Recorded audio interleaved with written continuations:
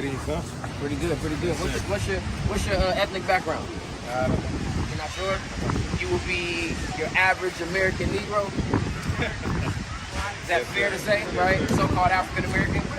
Right. So, have you ever heard any type of identity that us as so-called African Americans, average American Negroes, that we have outside of the terms and titles that we've been given? Have you heard that we could be anything else outside of that? 100%. What's some things that you've heard before?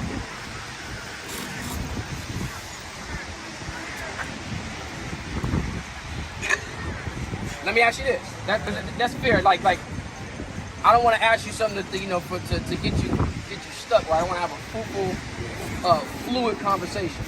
So let me ask you another question. How did the so-called Negro, so-called African American get to the Americas? You got it? Gary wants to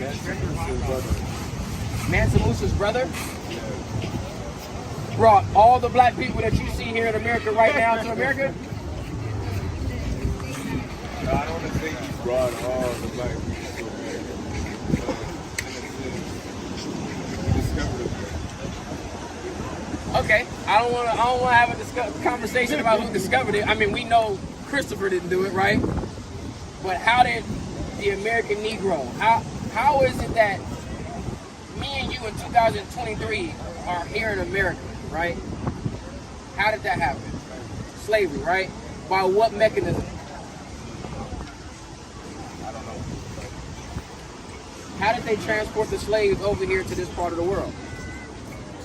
On ships.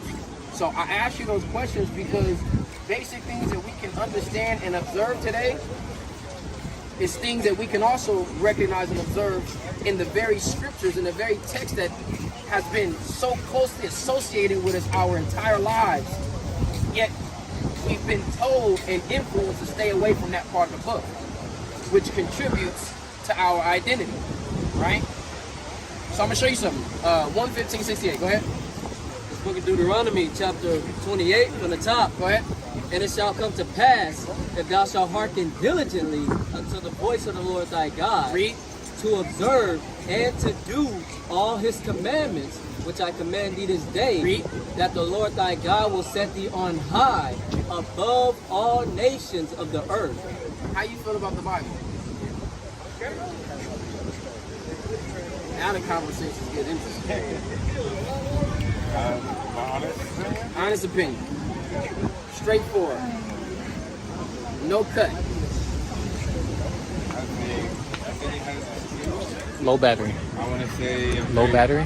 That's fine. 20%? It's only going at 20%? Yeah. Yeah, that's fine. Low power mode? I got you. Go ahead. Lock in. He said it has its truth. I don't know, it's been mixed with a lot. But I'm a firm believer in a lot of things. I'm very open-minded, so it's good. Okay. Fair, right?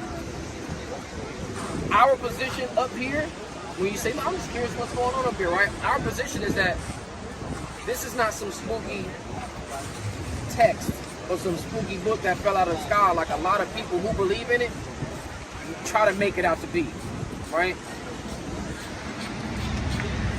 The word Bible itself goes back to a Latin word biblios, which means a collection of records, right? So the same way that we have Black History Month, right?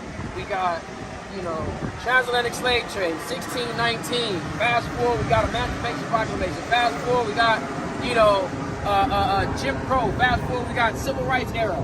If we put all of those records into a book, we could call that a Bible. See what I'm saying? Just based off of the definition alone. So when we understand what the world understands and calls the Bible, we look at it and we recognize it's the same concept. Over the course of a certain amount of years, certain people being influenced or claiming, I'm gonna try to be objective and neutral, claiming to be influenced by the same God, gave their written records as to how they maneuvered, how they encountered different nations, how they had uprisings and issues and conflicts amongst their people, and how their God influenced them to handle and orchestrate these situations. Right? It's history. Prior to about a few hundred years after Christ, a lot of these books were separated.